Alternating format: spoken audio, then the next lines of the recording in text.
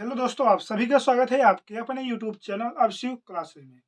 तो दोस्तों, आज की इस वीडियो में हम बात करने वाले हैं फ्यूचर कंटिन्यूअस टेंस के बारे में।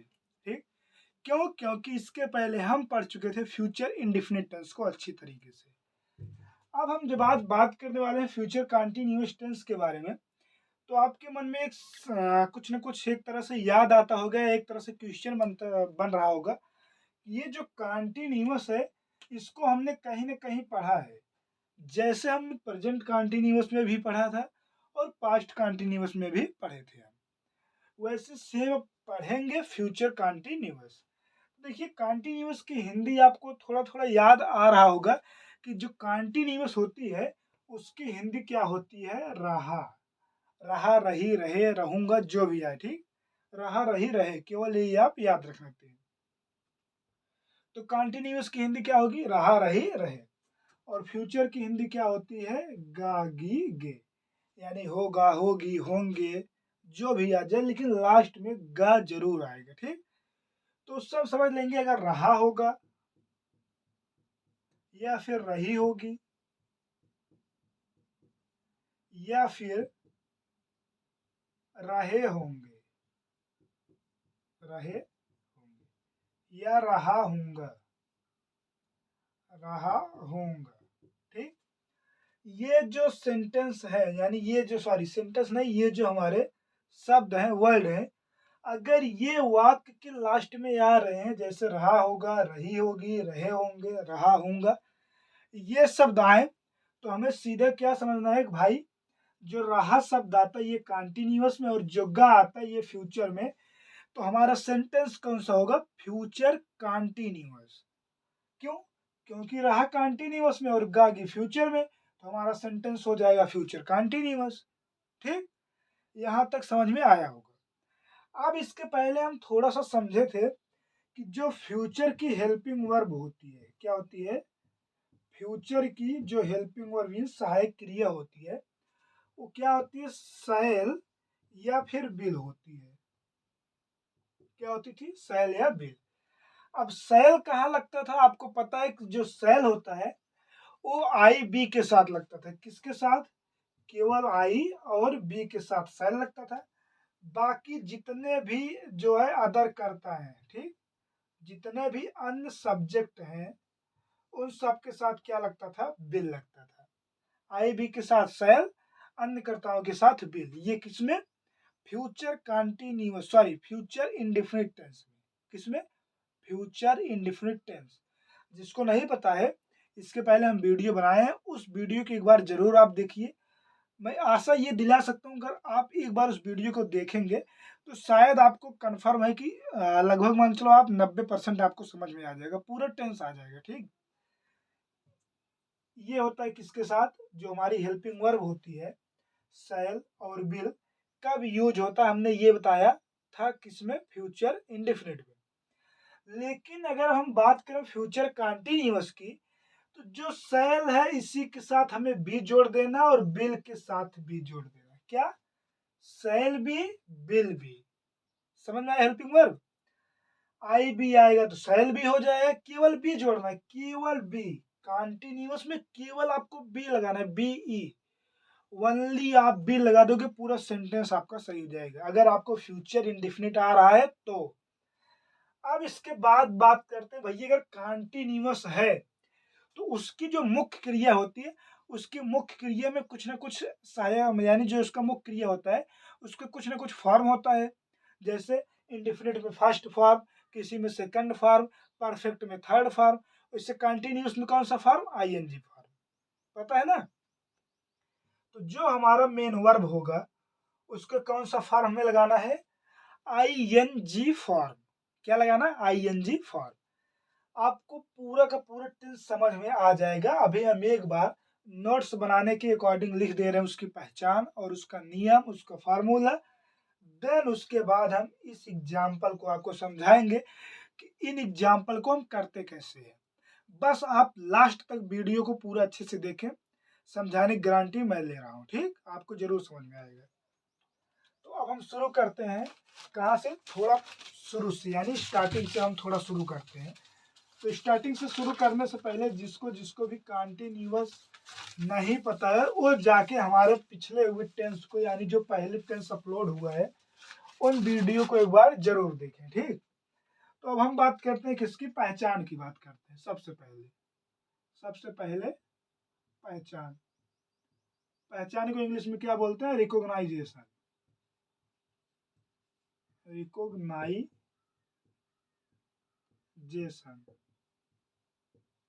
रिकॉग्नाइजेशन में पाता पहचान। ठीक, हम ये यानी जब भी स्टार्ट करते हैं यहाँ पे आप अफर्मेटिव नोट्स में लिख सकते हो, यहाँ पे हेडिंग आप अफर्मेटिव डाल देना। अगर अफर्मेटिव डाल दोगे तो अच्छा होगा। बाकी निगेटिव इंट्रोगेटिव का हेडिंग हम डालते हैं लेकिन अफर्मेटिव का हेडिंग नहीं डालते हैं। ठीक, तो आप लोग यहाँ पे लिख लेंगे अफर्मेटिव सेंटेंस, नहीं तो हम लिख दे रहे हैं। यहाँ पे क्या हो जाएगा हमारा, अफर्मेटिव सेंटेंस। Affirmative sentence. ठीक, इसकी हिंदी होगी सकारात्मक वाक्य। अब हम पहचान की ओर चलते हैं थोड़ा। तो पहचान क्या होगा, इस टेंस के वाक्य के अंत में, इस टेंस के वाक्य के अंत में क्या होगा, रहा होगा, रही होगी, रहे होंगे, रहा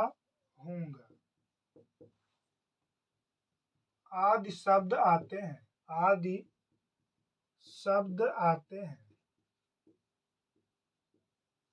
ठीक, पहचान क्या होगा, इस टेंस के वाक्य के अंत में रहा होगा, रही होगी, रहे होंगे, रहा होगा आदि शब्द आते हैं।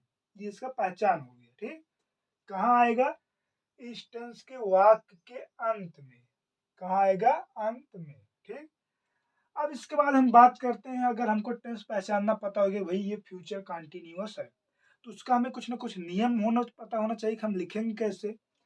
तो इसके बाद हम इसके नियम की ओर चलते हैं थोड़ा सा। नियम मीन्स रूल। अब हम अगर इसका रूल देखें तो सबसे पहले हमें क्या करना, अनुवाद करते हो टाइम केवल ध्यान रखना, अनुवाद करते समय सबसे पहले कर्ता,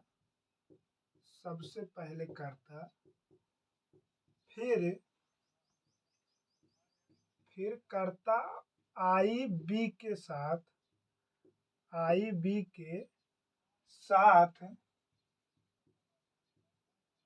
शैल बी और अन्य कर्ताओं के साथ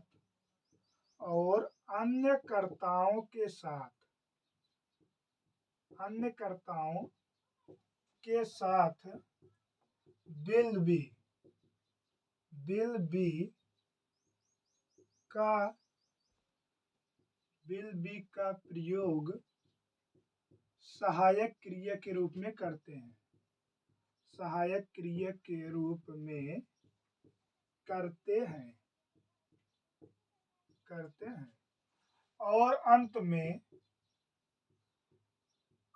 में मुख्य क्रिया का यानी मेन वर्ब का कौन सा फॉर्म, आईएनजी फॉर्म लगाते हैं। मेन वर्ब का आईएनजी फॉर्म लिखते हैं। ठीक, उसके बाद ऑब्जेक्ट और अदर वर्ड लिख देंगे। ठीक, ये हो गया हमारा नियम। एक बार नियम फिर से देखो सही है कि नहीं देख लेते हैं। ठीक, तो अनुवाद करते समय सबसे पहले कर्ता, यहाँ पे देखो हम भूल गए, सबसे पहले क्या होना चाहिए, कर्ता। ठीक, अनुवाद करते समय सबसे पहले कर्ता, फिर कर्ता आई बी के साथ शैल बी और अन्य कर्ताओं के साथ विल बी का प्रयोग सहायक क्रिया के रूप में करते हैं और अंत में मेन वर्ब का आईएनजी फॉर्म लिखते हैं। ठीक, यहाँ पे कर्ता भूल गए थे तो आप लोग बना लेना कर्ता यहाँ पे। अब ये हमारा नियम हो गया भैया, अगर हमें ये दे दिया गया कि अंत में रहा होगा, रही होगी, रहे होंगे। तो हमें सबसे पहले क्या कर्ता लिखना है, उसके बाद अगर आई भी रहेगा, आया रहेगा तो सेल भी लगाएंगे, और आई बी के अलावा जितने भी कर्ता आएंगे, जितने भी सब्जेक्ट आएंगे, सबके साथ विल भी लगाएंगे। उसके बाद हम मुख्य ये का आईएनजी फॉर्म लिख देंगे। ठीक। अब इसके बाद बात आती है इसके फार्मूला की, इसके सूत्र की। क्या बात आती है? सूत्र यानी फार्मूला। ठीक। अब फार्मूला को हम देखते हैं। सबसे पहले सब्जेक्ट लिखेंगे कर्ता, उसके बाद या तो सेल लगाएंगे या फिर विल लगाएंगे, उसके बाद बी लगाएंगे, चाहे सेल भी लगाएं चाहे बिल भी लगाएं। ठीक। उसके बाद क्या करना है, मुख्य क्रिया का आईएनजी फॉर्म में लगाना है, उसके बाद ऑब्जेक्ट, फिर अदर वर्ड। यही केवल हमें लिखना है। जैसे हमारा फ्यूचर इंडेफिनिट था, सेम वैसे, बस फर्स्ट फॉर्म की जगह आईएनजी हो गया और बीच में बी जुड़ गया, और कुछ भी नहीं है, कुछ नहीं है, केवल बी और आईएनजी, यही ध्यान रखना है। और कॉन्टिन्यूअस में तो आपको पता है भाई आईएनजी लगेगा, तो इसका मतलब कुछ नहीं, इसको तो आपको सबसे पहले ही पता था। सॉरी, प्रेजेंट कॉन्टिन्यूअस में ही आपको पता चल गया कि कोई भी कॉन्टिन्यूअस है हमेशा मेन वर्ब का आईएनजी फॉर्म में लगाना है, तो लगाना है चाहे जो हो जाए। ठीक। तो चेंजेस कहाँ पे आपको मिला है? केवल यही बी। फ्यूचर इंडेफिनिट की तुलना में देखें तो केवल क्या लगाना है, हमें बी लगाना है बस, बाकी ये तो आपको पहले ही पता था। ठीक। अब इसके बाद हम एक दो एग्जाम्पल पहले समझ लेते हैं। इसके जो उदाहरण है उसको हम समझ लेते हैं। जैसे राम खाना खा रहा होगा, राम खाना खा रहा होगा। हम हम नदी में हम नदी में मछली पकड़ रहे होंगे, पकड़ रहे होंगे। ठीक। ये हमारा दो सेंटेंस दे दी गया कि राम खाना खा रहा होगा, हम नदी में मछली पकड़ रहे होंगे। अब सबसे पहले ट्रांसलेट करने के लिए दे दिए गया, तो हमें सेंटेंस देखना भैया है कौन सा। लास्ट में गागी आ गया तो समझ जाए कौन सा है, फ्यूचर है। उसके बाद रहा है तो भैया कॉन्टिन्यूअस है, तो सेंटेंस हमारा फ्यूचर कॉन्टिन्यूअस। ये भी देख लेंगे, गा आया और रहा है, फ्यूचर कॉन्टिन्यूअस। हमें सेंटेंस समझ में आया कौन सा है, फ्यूचर कॉन्टिन्यूअस। अगर यहीं पे क्या होता, था होता, था थी थे होता, तो यहीं पे क्या हो जाता, पास्ट कॉन्टिन्यूअस। ठीक। अगर यहीं पे केवल हा होता तो प्रेजेंट कॉन्टिन्यूअस। समझ में आया? हा होता प्रेजेंट कॉन्टिन्यूअस, था होता पास्ट कॉन्टिन्यूअस, और गा है तो हमारा फ्यूचर कॉन्टिन्यूअस टेंस है। अब फ्यूचर कॉन्टिन्यूअस टेंस का हमें फार्मूला पता है या नियम पता है। अगर हम फार्मूला के अकॉर्डिंग चल रहे हैं, फार्मूला के अनुसार अगर चल रहे हैं, तो सबसे पहले क्या लगाएंगे, यस मीन्स होता है राम यानी सब्जेक्ट। ठीक। ये फार्मूला पता, जैसे एक होता है घर आप बना रहे हो, तो उसमें पता होता है कि सबसे पहले ईंट रखेंगे, पहले मसाला रखेंगे यानी सीमेंट को। ये पता होता है ना भैया, पहले हम सीमेंट को रखेंगे फिर उसके बाद ईंट को रखेंगे। ऐसा है नहीं पहले हम सीधा ईंट को रख दें उसके बाद मसाला सीमेंट रखें, ऐसा नहीं होता ना। अगर जोड़ रहे हैं तो उसमें सबसे पहले हम ईंट रखते हैं, फिर मसाला लगाते हैं, फिर ईंट रखते हैं, फिर मसाला लगाते हैं, फिर ईंट रखते हैं, फिर। तो उसी हिसाब से इसको भी स्टेप बाय स्टेप करना है। सबसे पहले हमें क्या करता ही लिखना है, सब्जेक्ट ही, ना कि सीधा हम लेके चले आए मेन वर्ब यहाँ पे लिख दिए, ऐसा नहीं करना है, नहीं तो क्या होगा, गलत हो जाएगा। ठीक। अब इसके बाद हमें क्या करना है, राम हो गया, उसके बाद हमें सहायक क्रिया देखना है। सहायक क्रिया या तो सेल लगेगा या तो बिल लगेगा। अब आप लोग बताइए सेल कब लगता है, बिल कब लगता है? इतना तो पता है कि भैया आई बी अगर आया रहेगा तो हमें सेल लगाना चाहे जो हो जाए। अगर आई बी करता होता यहाँ पे तो हम सेल लगाते, आप चाहे गलत कर दो चाहे सही कर दो मुझे नहीं पता। तो हम अब यहाँ पे क्या लगाएंगे, बिल लगाएंगे। क्यों? क्योंकि आई बी है नहीं। तो बिल के बाद हम क्या लगाएंगे, बी, बिल, बी। अब उसके बाद क्या लगा देना है, वर्ब का आईएनजी फॉर्म, मेन वर्ब का। ठीक। तो ये मेन काम क्या कर रहा है, खा रहा है। क्या कर रहा है, खा रहा है। तो खाना का अंग्रेजी ईट। क्या है, ईट। ईट का कौन सा फॉर्म, आईएनजी फॉर्म। तो हमें क्या लगा देना है, ईटिंग। ईटिंग हो गया, उसके बाद क्या खा रहा है, फूड, ईटिंग फूड, ये हमारा हो गया फ्यूचर कंटिन्यूअस का एग्जाम्पल। अब इसी तरह हम अगर इसको देखेंगे कि हम नदी में मछली पकड़ रहे होंगे, ठीक, तो सबसे पहले हम की अंग्रेजी क्या होगा, वी। अब बी के बाद हमें सहायक क्रिया सेल या बिल लगाना है। अब हमें यहाँ पे देखना है भैया जो हमारा कर्ता आई या वी है, कहाँ पे गया, यहाँ पे देखो, कर्ता आई बी के साथ सेल बी, आई बी के साथ क्या लगाना, सेल बी। तो यहाँ पे आई तो नहीं है लेकिन वी आ गया है, तो हमें क्या लगा देना, सेल, सेल के साथ क्या लगाना है, वी, बी सेल वी। हम क्या कर रहे हैं, पकड़ रहे हैं। तो पकड़ना का अंग्रेजी क्या होता है आपको पता है, पकड़ना का अंग्रेजी, हम बॉल जब पकड़ते हैं, गेंद को जब लोगते हैं तो उसको क्या बोलते हैं, कैच, क्या बोलते हैं, कैच। जब कहीं क्रिकेट होता है तो हम सीधे बॉल को कैच करते हैं ना, यानी बॉल को पकड़ते हैं, तो उसको बोलते हैं कैच। तो कैच मीन्स क्या होता है, पकड़ना। तो यहाँ पे पकड़ने की अंग्रेजी क्या हो जाएगी, कैच, CATCH। अब कैच का हमें ING फॉर्म लगाना है, तो इसी में क्या जोड़ देंगे, ING, कैचिंग। क्या पकड़ रहे हो, बॉल पकड़ रहे हो, गेंद नहीं, फिश पकड़ रहे हो, यहाँ पे क्या, मछली, तो कैचिंग फिश। अब बताती कहाँ पकड़ रहे हो, नदी में, तो मेक अंग्रेजी इन द रिवर, ठीक, इन द रिवर। ये हमारा क्या हो गया, फ्यूचर कंटिन्यूअस टेंस का अफर्मेटिव सेंटेंस। अब अफर्मेटिव के बाद आता है हमारा निगेटिव और इंट्रोगेटिव सेंटेंस, तो उसको भी हम थोड़ा समझ लेते हैं, ज्यादा टाइम नहीं लगेगा, बस मुश्किल से 10 मिनट, ठीक, ज्यादा से ज्यादा 10 मिनट टाइम लगेगा। तो अब हम बात करते हैं किसके बारे में, फ्यूचर कंटिन्यूअस का निगेटिव और इंट्रोगेटिव सेंटेंस के बारे में, ठीक। तो हम देखते हैं क्या, निगेटिव सेंटेंस को, ठीक। तो अब हमारा हेडिंग यहाँ पे बन जाए क्या, निगेटिव सेंटेंस, निगेटिव सेंटेंस, ठीक। अब देखो निगेटिव सेंटेंस का पहचान लिखवाना नहीं है, आप अपने मन से बना सकते हो कि भैया इस टेंस के वाक्य के मध्य में नहीं शब्द आता है, इस टेंस के वाक्य के मध्य में नहीं शब्द आता है, तथा अंत में वही जोड़ दो, रहा होगा, रही होगे, रहे होंगे, रहा होगा, आदि शब्द आते हैं, बस खत्म, पहचान आपका खत्म। उसके बाद रूल आता है, नियम। तो नियम क्या होता है कि अनुवाद करते समय आई बी के साथ शैल नॉट बी, अन्य कर्ताओं के साथ विल नॉट बी। हम बताए थे, आपको शायद याद होगा, आपको प्रेजेंट परफेक्ट कंटिन्यूअस में बताए थे कि जब जो हमारी सहायक क्रिया होती है वो अगर दो है, ठीक, अगर वो दो है तो हम नॉट कहाँ पे लगाते हैं, नॉट कहाँ पे लगाते हैं, बीच में लगाते हैं, कहाँ पे, बीच में। अगर सहायक क्रिया के रूप में दो शब्द आ रहा है, दो वर्ड आ रहा है, तो हम नॉट कहाँ पे लगाएंगे, निगेटिव में, बीच में लगा देंगे, ठीक, हमेशा याद रखना, बीच में।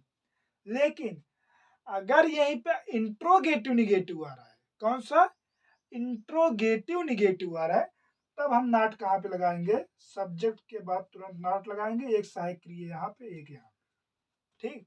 जैसे हैड बीन होता है तो सबसे पहले हैड लगाते हैं, उसके बाद यस, उसके बाद नॉट, उसके बाद बीन, ठीक।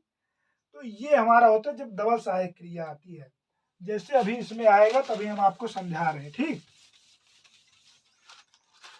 नहीं तो क्या होता है ना, यही नॉट हमें कहाँ लगाना है, कुछ लोग सेल बी नॉट लगा देते हैं, लेकिन नहीं, गलत होता है, हमें सेल नॉट भी लगाना है, ठीक। तो हम निगेटिव सेंटेंस की ओर चलते हैं, आपको नियम और पहचान पता है, हम फार्मूला लिख देते हैं, वैसे आपको फार्मूला भी पता है लेकिन लिख दे रहे हैं, क्यों, क्योंकि इसमें कम टाइम लगता है। तो सबसे पहले हम यस लिखेंगे, उसके बाद क्या लिखेंगे, सेल, आप लिख will, plus not, plus be power ING, plus O W. ये हमारा है फ्यूचर कंटिन्यूअस टेंस का निगेटिव सेंटेंस का फार्मूला, ठीक। अब इसकी एग्जांपल को अगर हम देखें तो इसका एक दो एग्जांपल कर लेते हैं। सबसे पहले, वह खाना नहीं पका रही होगी, नहीं पका रही होगी। दूसरा, दूसरा लिख देते हैं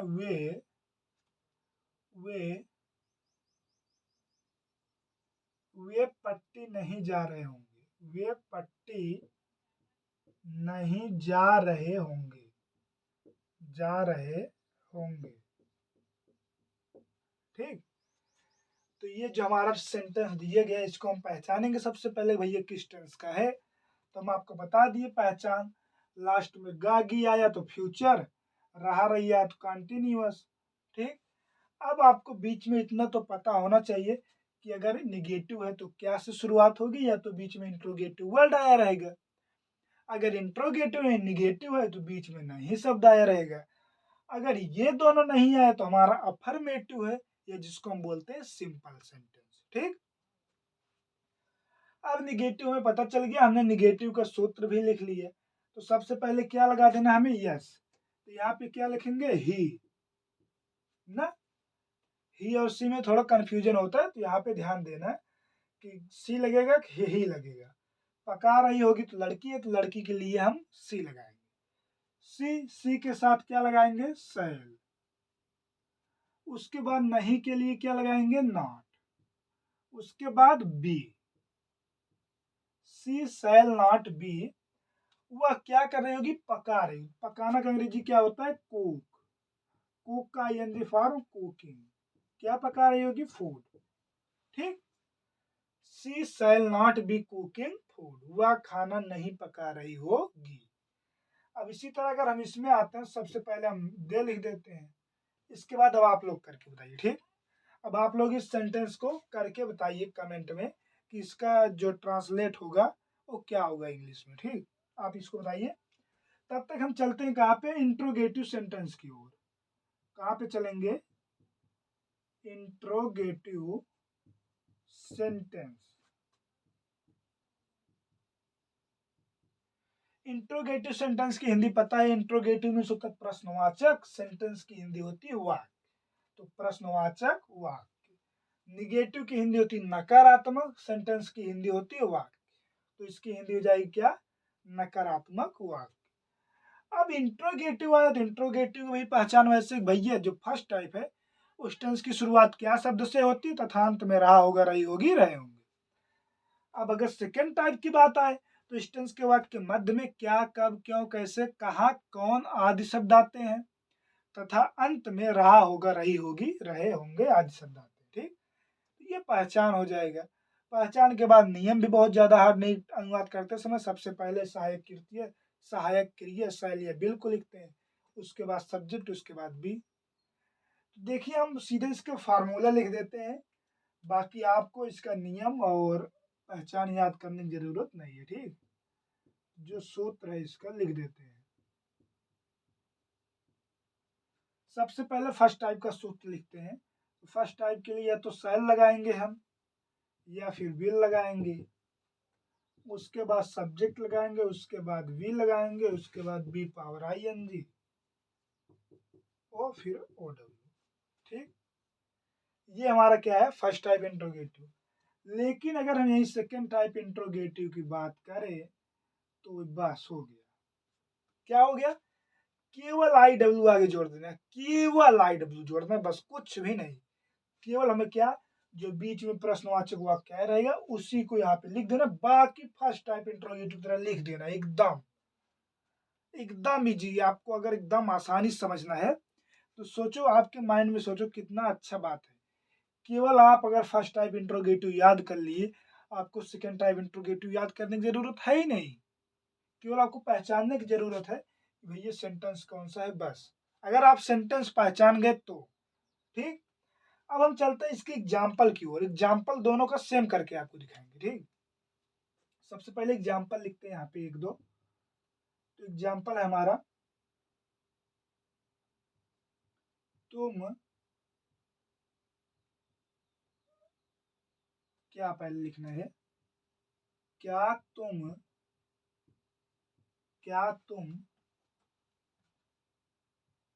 धान काट रहे होंगे, क्या तुम धान काट रहे होगे। क्या तुम धान काट रहे होगे। दूसरा हमारा, हम क्या हम घर जा रहे होंगे। क्या हम घर जा रहे होंगे। ठीक, ये हमारा कौन सा हो गया, इंट्रोगेटिव सेंटेंस हो गया। कौन सा इंट्रोगेटिव, फर्स्ट टाइप। क्यों, क्योंकि भैया फर्स्ट टाइप की शुरुआत हमेशा हमेशा हमेशा हमेशा के लिए फर्स्ट टाइप की शुरुआत क्या होती है, क्या शब्द से। क्या होती है, क्या शब्द से। अगर क्या शब्द से हो गया तो हमें आंख बंद करके भरोसा कर लेना है, केवल सुन के देखना नहीं है सेंटेंस को। अगर क्या शब्द से शुरू हो गया तो सीधा भैया फर्स्ट टाइप इंट्रोगेटिव सेंटेंस है। कौन सा, फर्स्ट टाइप इंट्रोगेटिव सेंटेंस। अगर पूछ ली जाए किस टेंस का है, तब थोड़ा सा दिमाग लगा लेना, हलबुला के नहीं बताया। ठीक, नहीं तो पता चला ऐसे बोल दी हो गया काम, ऐसा नहीं बोलना। ठीक, थोड़ा इसको अच्छे से माइंड में एक दो बार रिपीट करना, हाँ सही है गलत है, उसके बाद आप लास्ट में देख के बता देना कौन सा टेंस है। ठीक, तो अब हम बात करते हैं इसके ट्रांसलेशन की। ठीक, तो भैया इसके ट्रांसलेशन में हम सबसे पहले सेल लगाएंगे या तो बिल लगाएंगे। अब आप लोग बताइए, सेल लगाएंगे या बिल लगाएंगे। क्या लगाएंगे, सेल। क्यों, क्योंकि जो करता है वो ना तो आई है ना तो बी है, क्या है, यू है। उसके बाद क्या लगाएंगे, बी लगाएंगे। उसके बाद तुम क्या कर रहे हो, काट रहे हो, तो काटना का अंग्रेजी क्या होता है, कट। कट का जो हमारा सेकंड फॉर्म होता है क्या होता है, कटिंग। सॉरी, सेकंड फॉर्म नहीं, गलती से हो गया भाई, आईएनजी फॉर्म। ठीक, कट का आईएनजी फॉर्म क्या होता है, कटिंग। क्या काट रहे हो, धान, कटिंग पैडी। ठीक, अब इसी तरह अगर हम देखें इसको, तो सबसे पहले क्या है, तो क्या के लिए हम या तो स लगाएंगे या विल लगाएंगे। यहाँ पे क्या लगाएंगे, सॉरी सॉरी, यहाँ पे गलत हो गया हमारा, यहाँ पे भैया विल लगेगा। क्या लगेगा, विल लगेगा। ठीक, will you be cutting paddy. अब यहाँ पे क्या लगेगा, सैल लगेगा। क्यों, क्योंकि जो यहाँ का करता है वो क्या है, वी है, तो सैल वी। उसके बाद बी। उसके बाद हम क्या कर रहे हैं, जा रहे हैं, तो जाना का अंग्रेजी गो। गो का आईएनजी फॉर्म गोइंग। टू कहाँ जा रहे हैं, घर, तो घर का होम। अब इसी तरह सेम अगर हम यही ले लें, सेम। ठीक, सेम जैसे देखो, तुम धान, तुम धान कैसे काट रहे होगे, कैसे काट रहे होगे। ठीक, हो गया होंगे। ठीक, अगला सेम उसी तरह, हम घर क्यों जा रहे होंगे, क्यों जा रहे होंगे। ठीक, जैसे पता चला एक जो फैमिली है, मतलब एक उनके माता पिता और बच्चे जा रहे हैं घर, तो भाई बच्चे ने पूछा कि हम घर क्यों जा रहे होंगे, यानी हम घर क्यों जा रहे हैं। तो भैया घर वाले बोलेंगे चलो धान काटना है, गेहूं काटना, सब तैयार हो गया, चल के काटते हैं।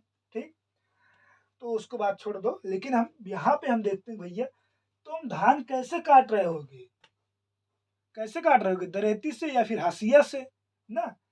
लेकिन उन सबको छोड़ दो, अब यहाँ पे थोड़ा हम ध्यान देते हैं कि भैया इसको हमें ट्रांसलेट करना है, ना कि हमें चल के सीधे काटना है। तो ट्रांसलेट करने के लिए हमें इसके नियम और फार्मूला पता होना चाहिए। तो देखिए, नियम तो नहीं लिखा है, लेकिन यहाँ पे फार्मूला लिखा दिया है। फार्मूला में सबसे पहले आई डब्ल्यू यानी इंट्रोगेटिव वर्ड। तो इंट्रोगेटिव वर्ड हमारा क्या है, कैसे है। तो कैसे का अंग्रेजी क्या होती है, हाउ। हाउ मीन्स क्या होता है, कैसे। हाउ हो गया। उसके बाद क्या लगाएंगे, तुम है, तुम के लिए क्या यूज होता है, विल।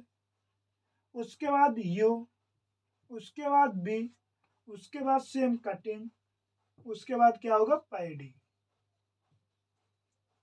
देखो क्या करना, केवल आपको यही आई डब्ल्यू इंसर्ट कर देना बस। केवल आपको आई डब्ल्यू सबसे आगे लाके ऐड कर देना, आगे कुछ भी नहीं करना, केवल इसकी अंग्रेजी भैया जोड़ना है बस, केवल। सोचो सेकंड टाइप इंट्रोगेटिव इतना इजी हो गया, बहुत इजी है। उसके बाद इसमें भी क्या करना है, क्योंकि अंग्रेजी वाई लिख देना है, वाई। इसके आगे तो आप लोग बता सकते हो, सेम बता सकते हो, कुछ भी नहीं चेंज दीजिए, कुछ भी नहीं। ठीक, हाँ क्या हुआ, इसको बताना है। ठीक, देखते हैं। जो लोग कर लिए अच्छी बात, जो नहीं किए हैं एक बार समझ लेते हैं। हमने वे की अंग्रेजी क्या लिखा, दे। अब दे के साथ क्या लगेगा, विल। क्या लगेगा, विल। उसके बाद नहीं के लिए नॉट, उसके बाद बी, उसके बाद वे क्या कर रहे हैं, जा रहे हैं, तो जाना का अंग्रेजी गो, गो का आईएनजी फॉर्म गोइंग टू पट्टी। ठीक, ये हमारा हो गया फ्यूचर कंटिन्यूअस टेंस। ठीक, तो अब हम मिलते हैं नए वीडियो में नए टॉपिक के साथ। तो अगला टॉपिक हमारा होगा फ्यूचर परफेक्ट टेंस। तब तक आप लोग इस वीडियो यानी इस टॉपिक को अच्छे से रिवीजन करो, वीडियो को नहीं, टॉपिक को याद करो अच्छे से। जब तक ना समझ में आए तब तक आप इसको देखो, एक बार, दो बार, तीन बार देखो। ऐसा क्यों नहीं समझ में आएगा भाई, आएगा, लेकिन जब तक आप लोग देखोगे नहीं, अच्छे से पढ़ोगे नहीं, तब तक कुछ नहीं समझ में आने वाला। ठीक, हम कितना भी घोर के पिला दें पर नहीं आएगा, जब तक आप लोग खुद से नहीं अच्छे से मन लगा के पढ़ोगे। ठीक, तो मिलते हैं नए वीडियो में नए टॉपिक के साथ। तब तक आप लोग इसका 2-4 एग्जाम्पल करिए अपने मन से बना के और इसको अच्छे से रिवीजन करिए। ठीक, तो मिलते हैं नए वीडियो।